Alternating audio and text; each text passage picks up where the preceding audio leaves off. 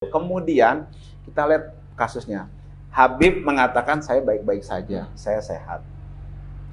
Waktu itu standar menggunakan orang kena COVID atau tidak itu adalah PCR. PCR-nya Habib ketika Habib cerita saya sehat, saya baik-baik aja. Habib Fahmi cerita Habib baik-baik saja. Andi Tata cerita baik-baik saja.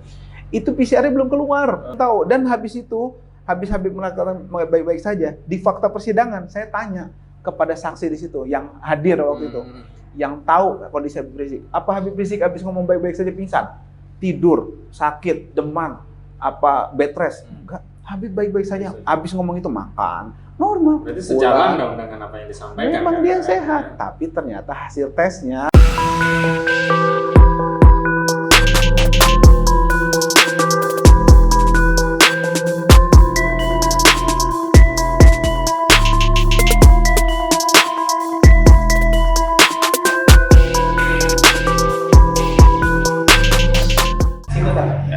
Assalamualaikum warahmatullahi wabarakatuh. Apa kabar pemirsa semuanya?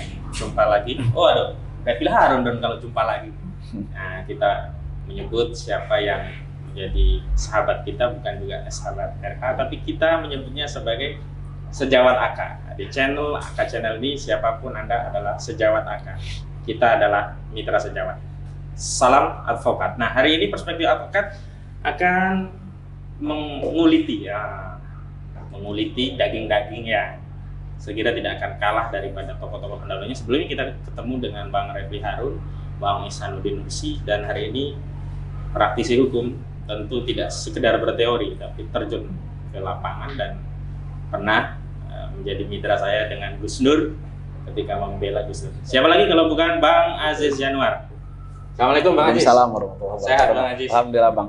Tambah kesini tambah cakep aja nih Bang Aziz ini. Nggak mau kalah sama Bang Ahmad. Alhamdulillah. Tapi istri udah nambah belum? Kayak Bang Ahmad nambah, kita nambah juga. Oh iya, jadi nggak mau mendahului ya? Nggak mau. Tapi untuk itu saya nggak mau jadi teladan. Saya jadi mutabi aja lah, ikutin aja. Baik Bang Aziz, ada dua hal yang mau kita ketahui nih. Ada dua kasus yang ditangani oleh Bang Aziz. Yang pertama kasus Habib Bahar bin Smith. Ini fenomenal nih Bang. Saya upload status Facebook tentang Habib Bahar bin Smith itu ada 4 atau 5 kali di beredar, sehingga harus bikin baru. Keseluruhan total Facebook saya sampai 30. Nah sekarang saya berhenti Facebook, kawan-kawan yang ngelola. Gimana kabar Habib Bahar bin Smith? Itu yang pertama. Yang kedua, persiapan. Sebagaimana kita ketahui besok Habib Muhammad Rizik Syihab akan menghadapi vonis dari tuntutan jaksa yang luar biasa.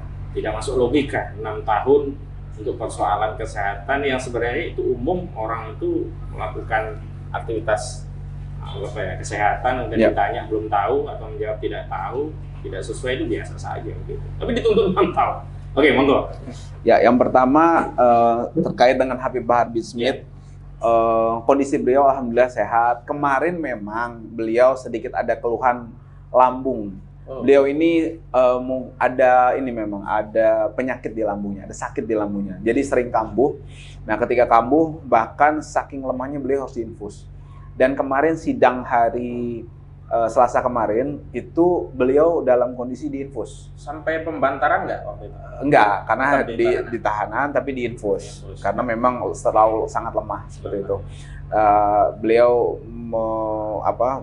memperlihatkan infusannya ketika sedang akan mulai persidangan, biasa Bang, kambuh lambung seperti itu. Kepada Pak Iwan memberitahukan dan kepada kami tim. Kemudian sesuai dengan prediksi pribadi kami, memang akhirnya beliau dituntut 5 tahun dan divonis sesuai prediksi yang tadi saya katakan 3 bulan. Wah, kalau perspektif advokat ini berhasil nih. Jaksa keok nih jaksa, kenapa? Karena jaksa itu punya pakem minimal 2/3 dari tuntutan. Ya. Nah, gimana itu kok bisa begitu? Ya, karena memang sebenarnya kalau boleh jujur yang menjadi kunci adalah sudah adanya perdamaian. Itu ya. Seperti itu. Kemudian juga memang yang dilakukan beliau ini spontan karena memang istrinya almarhum waktu itu diganggu menurut persepsi dari pihak Habib Bahar dan keluarga dari almarhum istrinya. Dan itu memang di pertimbangan hakim itu juga diadopsi itu tadi. Pertimbangannya yang jelas termaktub soal adanya perdamaian. Kalau misalnya diganggu itu dijelaskan memang, tapi tidak jadi poin dari pertimbangan seperti itu. Kemudian juga kita melihat bahwa memang ketika ramai anasir restoratif justice itu, nah ini kan sebenarnya kontra dengan hal tersebut. Ditambah lagi yang kontra ini yang kritis terhadap rezim. Oleh karena itu pasti tuduhan kriminalisasi akan mengemuka. Ya ini menurut kami oleh pihak penegak hukum harus dinetralisir sedemikian rupa, harus berkeadilan sehingga idealnya memang dibebaskan. Akan tetapi mungkin ada banyak pertimbangan yang saya tidak tahu wallahu alam pertimbangannya apa sehingga kena 3 bulan. Tapi 3 bulan itu bersyukur juga ya, alhamdulillah lah 3 bulan. Iya, alhamdulillah. Kalau informasinya sih kalau tidak salah Bibar juga menerima lah. Di kasus ini pernah sempat ditahan atau ada belum. Oh, belum ya? Belum. Berarti penahanan itu vonis pada kasus sebelumnya lah ya? Vonis sebelumnya. Yang vonis sebelumnya kurang berapa lama kira-kira? Kalau saya tidak salah hitung September atau Desember inilah. Kurang lebih. Berarti setelah September baru dihitung untuk yang 3 bulan ini ya? Atau Desember, tambah lagi 3 bulan. Oktober, November, Desember. Ya akhir Desember selesai semua ya? Desember atau awal. Kalau saya tadi keliru berarti tinggal tambah sedikit. Tambah sedikit. Ya. Itu. Jaksa terhadap hal ini ada banding? Sementara ini sama dengan kita waktu itu pikir-pikir. Kemarin kita pikir-pikir ya, walaupun protapnya biasanya banding. Protapnya biasanya banding, tapi kita lihat nanti. Semoga enggak. Semoga enggak. Ya. Tuntutan 5 tahun? 5 bulan, maaf. Oh, 5 bulan. Tuntutan 5 bulan. Kalau 5 bulan, 3 bulan menurut saya sudah sesuai. Ya, walaupun ya tuntutan itu sepertinya juga tuntutan main-main sebenarnya. Iya, karena di dakwaan itu ada 170. Iya, di dakwaan ada 170. Di tuntutan kalau saya nggak salah, saya lupa ya ada 170 atau tidak. Tapi kemarin jadi pertimbangan hakim menjelaskan bahwa 170 tidak masuk unsurnya seperti itu. Menurut timbangan majelis hakim. Iya. Di eksekusi di lapas mana sekarang?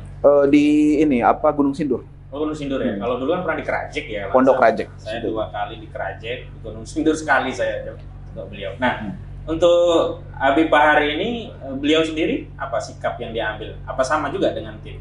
Kemarin menyerahkan kepada tim kuasa hukum, akan tetapi secara personal pribadi beliau menjelaskan menerima. Akan tetapi menghormati tim kuasa hukum, melempar keputusan kepada tim kuasa hukum. Tim kuasa hukum mengambil keputusan pikir-pikir. Ya, formalnya pikir-pikir ya. Kita tunggu kalau dalam waktu tertentu yang pikir-pikir diam semua berarti inkrah. Inkrah 7 hari seperti itu. Ya, selanjutnya sekilas demikian dan kita ketahui kita rindu dengan Habib Bahar bin Smith karena bagaimanapun beliau ini adalah salah satu sosok yang bisa menjadi teladan kita tentang bagaimana menyatakan atau mengungkapkan kata kebenaran di hadapan penguasa yang zalim. Dan kita ketahui apa yang beliau alami ini tidak pernah lepas dari sikap beliau yang memang kritis terhadap rezim yang saat ini. Sekarang ke yang kedua nih Bang Aziz, besok mau putusan apa yang dipersiapkan tim kuasa hukum? Ya, Faiza azamta fatawakal ilallah innallaha yuhibbul mutawakkilin. Kita sudah berusaha maksimalkan. Kalau kata Nero Claudius Caesar tuh semua yang harus saya lakukan sudah saya lakukan. Tinggal sekarang menunggu keberuntungan. Tapi itu kalau kata yang tidak kenal Tuhan. Kalau kita semua yang sudah harus kita lakukan kita sudah lakukan, tinggal sekarang menunggu apa yang diputuskan oleh Allah Subhanahu Wa Taala seperti itu. Jadi ya kita tunggu saja, kita doakan maksimal seperti itu. Ini kan ada narasi yang cukup luar biasa menyita perhatian publik. Sebenarnya saya sendiri juga mengkritik karena itu tidak terkait dengan pokok perkara tentang pernyataan jaksa yang seolah-olah dalam tanda petik menantang umat dengan pernyataan imam besar itu hanya isapan jempol, kemudian mana sih pendukungnya? Ini menurut tim kuasa hukum bagaimana menyikapi hal ini? Ya, untuk pribadi Habib Rizik sebenarnya sudah dijawab oleh Habib Rizik terkait itu. Habib Rizik juga tidak merasa sebagai imam besar, tidak meminta dan tidak meminta serta merasa belum pantas dengan ketawaduannya beliau seperti itu luar biasa. Akan tetapi beliau menegaskan beliau khawatir ya itu akan menyinggung orang-orang yang memang menisbatkan kepada beliau seperti itu. Kemudian kalau dari kami coba mengambil dari sisi perspektif hukum saja bahwa ini sudah out of the box dari perkara. Ini sudah menyinggung pribadi seperti itu. Dan menurut kami ini bentuk tidak profesional gitu kan. Ini bentuk baper, bentuk koper gitu kan. Yang menurut kami tidak seyogyanya seharusnya dilakukan oleh aparatur penegak hukum, apalagi abdi negara gitu kan, yang memang dibayar oleh negara dari rakyat, dari pajak rakyat, tapi menyerang pribadi rakyat itu sendiri. Ini menyakiti hati rakyat menurut kami. Jadi bisa disimpulkan ini urusannya sudah antara jaksa itu sendiri dengan umat ya, dengan masyarakat gitu. Iya, kalau dari penjelasan Habib Rizik kurang lebih seperti itu, dan masuk akal memang seperti itu. Kemudian tadi saya lupa jawab terkait dengan proses hukum itu sendiri gitu kan. Sederhananya saya bisa sampaikan bahwa ini awalnya prokes. Kasus prokes, di mana seluruh kasus prokes itu hampir semuanya ancaman hukuman pidananya itu hanya percobaan. Tidak ada yang sampai di atas itu. Kemudian ada instruksi di Presiden nomor 6 tahun 2020 bagaimana penegakan hukum kasus prokes ini gitu kan. Itu maksimal penutupan tempat usaha kok. Ada teguran lisan tertulis, kemudian ada peringatan keras. Sebenarnya harusnya masalah rumah sakit aja ya, rumah sakit Umi ditutup katakanlah begitu. Saya tambahkan, yang dilaporkan oleh pelapor waktu itu, Agustian Syah itu, Kasatpol itu rumah sakit Umi. Itu dijelaskan oleh Pak Bima Arya, ya salah satunya, bahwa yang saya laporkan itu rumah sakit Umi. Kok bisa mantul ke Habibana? Wallahu a'lam, seperti itu. Jadi yang dipermasalahkan rumah sakit Umi dianggap menghalang-halangi proses penegakan prokes. Itu. Jadi itu yang saya mau tekankan. Tapi nggak apa-apa lah. Coba kita ikutin dulu pola pikirnya. Kalau dibilang Habib Rizik, Habib Hanif dan Andi Tatat berkata bohong, karena tuntutannya itu ternyata nggak ada prokes.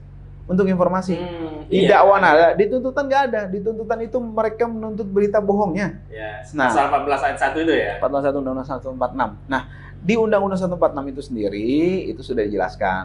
Nah, ahli hukum sudah menjelaskan bahwa ini tidak tepat diterapkan di sini. Tapi jaksa mengatakan tepat. Kita ikuti lagi pola pikirnya. Mereka mengambil contoh 7 kasus termasuk Ratna Sarumpait terkait ini. 7 kasus itu di luar kasus Ratna Sarumpait yang ditulis jaksa itu. Semua ancaman hukumannya itu kalau saya tidak salah itu tidak ada yang lebih dari setahun kalau saya nggak salah ya. Pas saya cek putusannya itu. Meskipun tuntutannya juga nggak, tuntutannya kurang lebih setahun, tidak ada yang sampai 6 tahun. Ini kan artinya mereka membuka borok sendiri. Kalau memang sama, ini mau menjadi kenapa tuntutannya beda kan begitu. Kemudian kita lihat kasusnya, Habib mengatakan saya baik-baik saja, saya sehat. Waktu itu standar menggunakan orang kena COVID atau tidak itu adalah PCR. PCR-nya Habib ketika Habib cerita saya sehat, saya baik-baik aja. Habib Hanif cerita Habib baik-baik saja. Andi Tatat cerita baik-baik saja. Itu PCR-nya belum keluar. Keluar setelah itu. Dan setelah itu Habib nggak pernah bilang baik-baik saja. Setelah PCR keluar, Habib dinyatakan positif COVID-19. Habib tidak bisa masuk bohong dong, karena belum ada sandarannya. Belum tahu. Dan habis itu, habis Habib mengatakan baik-baik saja, di fakta persidangan saya tanya kepada saksi di situ yang hadir waktu itu. Yang tahu kondisi Habib Rizik. Apa Habib Rizik habis ngomong baik-baik saja pingsan? Tidur, sakit, demam, bed rest? Enggak, Habib baik-baik saja. Habis ngomong itu makan, normal. Berarti sejalan dong dengan apa yang disampaikan. Memang dia sehat, tapi ternyata hasil tesnya beberapa hari kemudian positif. Kecuali pertanyaannya, Habib positif atau tidak, dijawab tidak atau itu baru bersoal mungkin ya. Ini enggak kan juga, enggak juga. Habib katakan, Hatta waktu itu Habib katakan negatif. Baik-baik saja, kan belum keluar gitu. Kan belum keluar. Iya, benar. Kalau misalnya Habib waktu itu katakan, saya kan Andi Tatat bilang Habib tidak negatif kan? Iya. Itu dikatakan bohong juga. Memang benar, karena memang belum ada positif, belum ada. Kecuali sudah ada keluar, tanggal 1 misalnya keluar, Habib negatif, positif COVID. Terus tanggal 2, Andi Tatat, Habib ngomong, saya negatif, saya baik-baik saja, wajar, bohong. Walaupun begitu pemirsa sebenarnya nggak layak. Ada orang sakit bukannya disembuhkan, dibantu, kok malah ditarik ke pidana. Ini namanya negara apa? Katanya kesehatan masyarakat ada hukum tertinggi. Kalau begini kan pidana hukum tertinggi, padahal pidana itu kan ultimatum remedium. Nah, saya mau balik sedikit nih.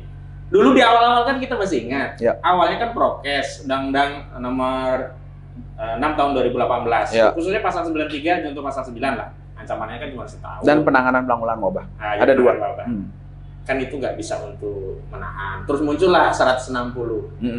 Pada fakta itu nggak terbukti. Nah, Ya. ini komentarnya apa? Padahal dengan adanya 160 kan baru bisa ditahan itu waktu itu. Iya, inilah makanya saya bilang ini namanya hukum dulu, Bukti belakangan. bukti belakangan gitu loh. Ini kan terbukti gitu. Iya, iya. Ini jadi dihukum dulu, habis Di itu penjara dulu, ditahan dulu ya. maksud saya di penjara, ditahan, dihukum lah bahasa seperti itu. Nah kemudian apa normanya nanti kita carilah seperti itu. Dan Tapi pada faktanya normanya tidak terbukti.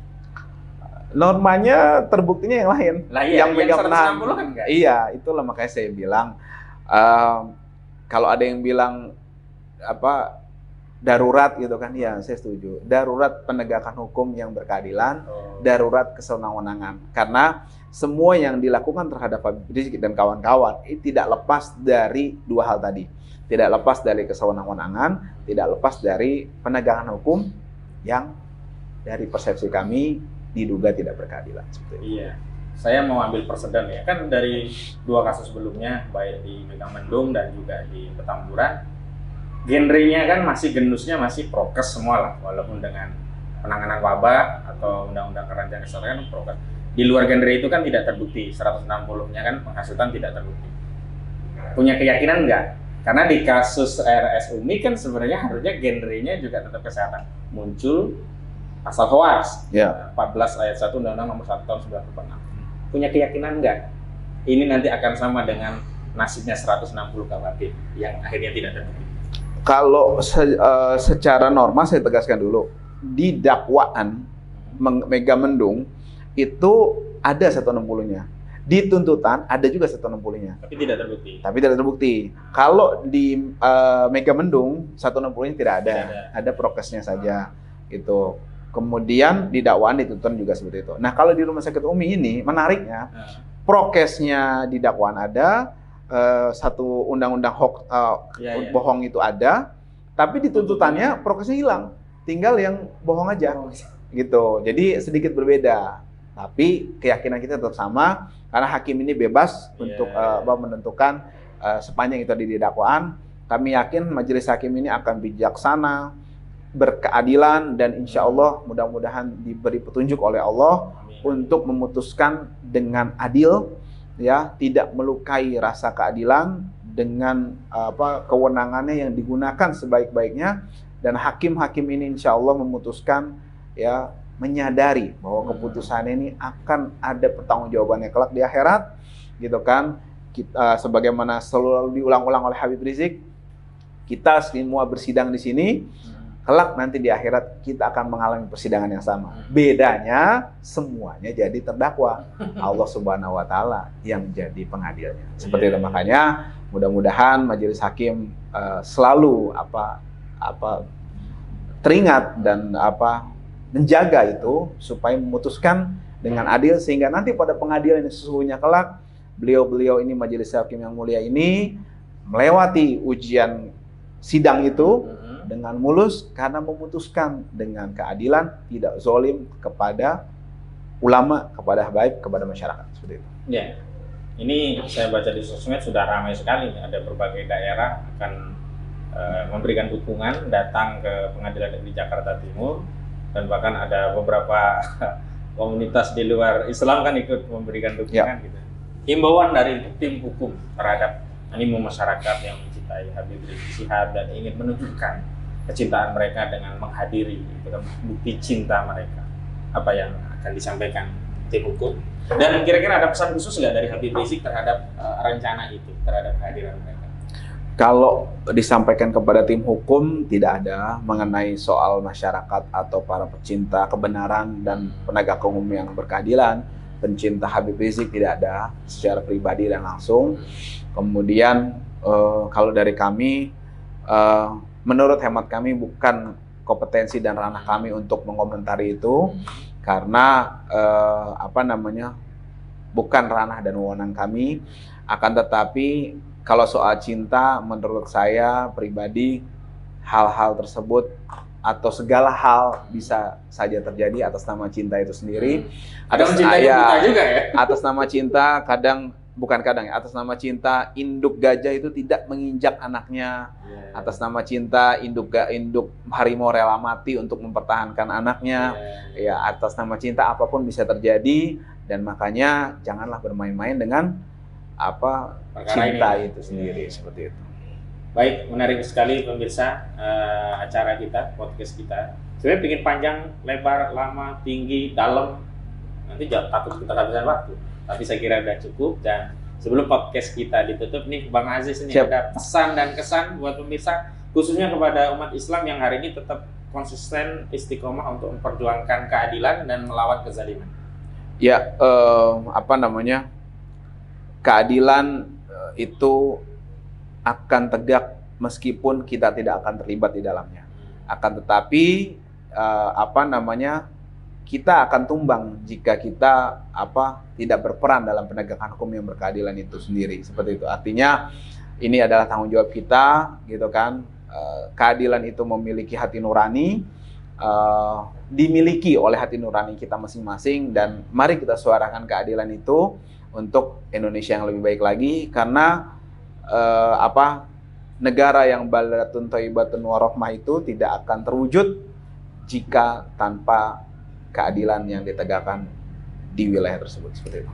Baik, alhamdulillah, menarik sekali. Sejawat Aka, perspektif advokat hari ini mampu untuk mengambil hikmah, ilmu, pengetahuan, informasi, wejangan, nasihat, saran, dan tentu saja tadi harapan-harapan dari Bang Aziz Yanuar. Beliau adalah salah satu tim kuasa hukum Habibana Muhammad Rizik Syihab yang sejak awal istiqomah membela beliau. Dan yang terakhir, mohon maaf sebelum saya tutup, kabar Bang Munarman. Oh iya. Ya, alhamdulillah sehat, beliau sehat walafiat, kemudian diperlakukan baiklah di tahanan dengan profesional dan proporsional. Minta doanya juga, kemudian juga salam untuk seluruh masyarakat pecinta keadilan dan penegakan hukum yang berkeadilan dari Pak Munarman Sarjana Hukum. Baik. Demikian pertemuan kita pada podcast kali ini, dan hari ini alhamdulillah kita mampu menuntaskan diskusi Bang Habib Bahar. Alhamdulillah divonis 3 bulan, dan insya Allah dugaan saya jaksa juga tidak akan banding kalau dari tuntutan 5 bulan sudah terpenuhi 2/3 dari tuntutan kedua terhadap Habib Rizik Syihab. Insya Allah besok menjelang putusan, mari kita semuanya berdoa agar beliau diberi keputusan terbaik, keputusan yang berkeadilan, keputusan yang menegakkan hukum dan kebenaran, keputusan yang bisa membebaskan majelis hakim dari tuntutan kedua kelak di akhirat, keputusan yang bisa membebaskan negeri ini dari kezaliman dan penindasan, keputusan yang akan melegakan kita semua umat Islam. Demikian saya Eri. Assalamualaikum warahmatullahi wabarakatuh. Assalamualaikum warahmatullahi wabarakatuh.